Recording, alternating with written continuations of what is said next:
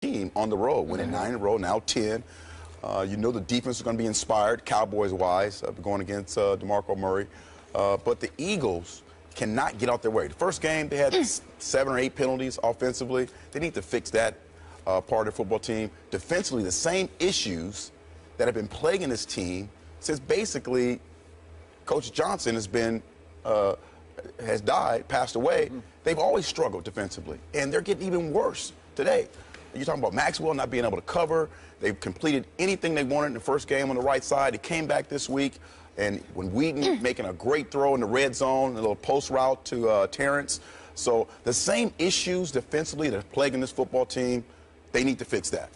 They don't pressure the quarterback as much as they did last year. But offensively, that's really where the issues are. You get Murray, and you expect Murray to be the down-here runner that we saw last year in Dallas. They're running from a shotgun. That's not what he likes to do. That's not his style. Usually in a shotgun, they have McCoy, a guy who's able to make guys miss, who's slippery. That's not Murray's type of running philosophy.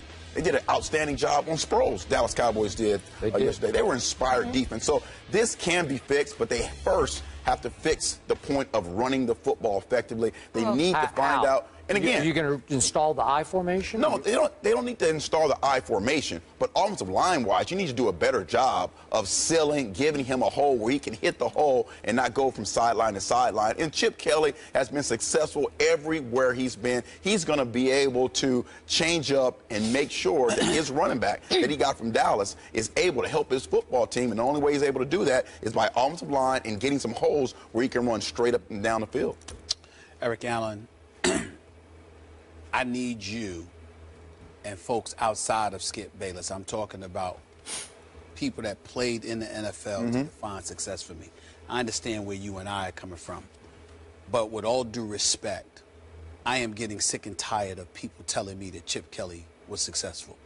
Chip Kelly won football games. Chip Kelly never won a national championship. Right. Chip Kelly missed the playoffs last year. Chip Kelly is a good football coach. But I do believe that we have the right to sit there and say, or distinguish rather, the difference between being a winner and being good. There is a difference. Do I think Chip Kelly is a good coach? Yes, the record mandates that. Even though they didn't make the playoffs last year, even though they lost 3 of their last 4 regular season games, and they now have lost 5 of their last 6 regular season games when you consider the fact that they're 0-2 right now.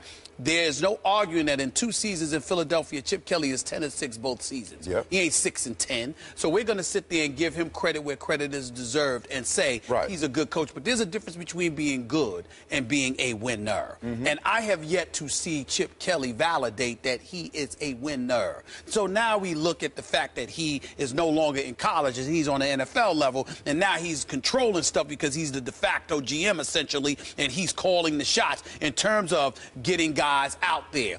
Well, or getting guys on your squad. You brought Byron Maxwell into the mix. Paid him over $60 million. I remember you, Eric.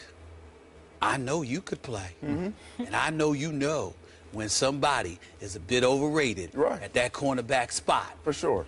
Can I get an amen on Byron Maxwell? Oh, you can. Say it. Say it with me. Say amen. Amen. There we go. Because he is struggling just like the rest of the corners have struggled in that defensive I understand that, but I'm not going to get on Walter Thurman III and other cats. They weren't paid $60 million. And the safeties actually are playing pretty good. That's right. Now you got to skip the problem with your inside linebacker spot. Kiko Alonso, fresh off of 2 ACL injuries, you decided to bring him in Philadelphia. He had that left knee bothering him in training camp. You put him out there anyway, he injured again. Mikael Kendricks, he's now out. He's got a problem. He's your inside linebacker. Okay, let's switch to the offensive side. That's just defense. That's just defense. Who's been struggling for a couple years. Who's been struggling for a couple of years now. Couple of years now. Not 2 months, 2 years. So we're going to get that out the way. Now we go to the offensive side of the ball.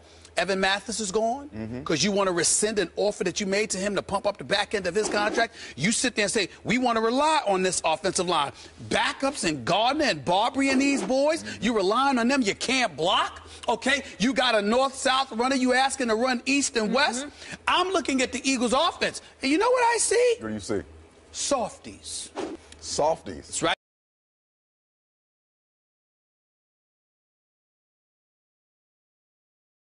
About DeMarco Murray, I'm talking about cumulatively. I'm talking about a unit. This is what I'm talking about. I'm not calling him soft. Jordan Matthews can ball. Yes. He's an elite number 2. Yeah. Just a little bit shy of being number 1. He need another year or so. All right? Don't talk to me about Riley Cooper. Damn it, he need to be on the offensive line because all he does is block. Right. Remember? That's the first time we learned that the criteria for the wide receiver was blocking instead of catching passes. Remember, we didn't know that until Chip Kelly came along, okay? So I'm just looking at these guys, Aguilar and these boys, they got to prove something. They do. First 2 weeks, the Eagles, last point, Eagles were scoreless in 5 of the first 8 quarters of this season with that high-powered offense. You know why? Atlanta punched them in the mouth in the first half. The Cowboys punched them in the mouth in the first 3 quarters. You're talking high-powered. They're not high-powered anymore. That's where we need to. I agree with that. They lost their explosiveness. Okay, 2 years ago, Deshaun Jackson, the guy who can break the top off, he was too small, too whatever for you in the locker room. I get that, Eric. They need to find a way to get back to running the football. I want to bring Skip in here. I want to bring Skip in here. All I'm saying is this: for the first 2 quarters against Atlanta and the first 3 quarters.